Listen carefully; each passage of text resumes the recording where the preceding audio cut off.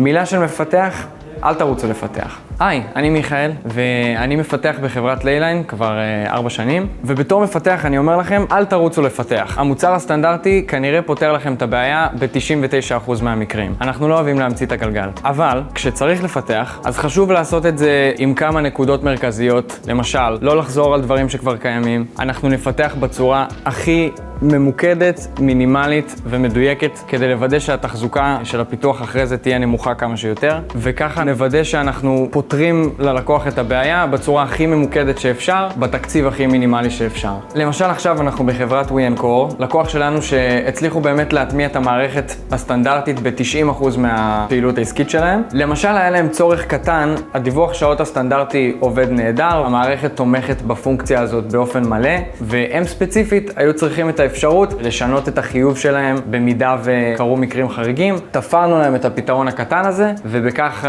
בעצם השלמנו את הפתרון באופן מלא.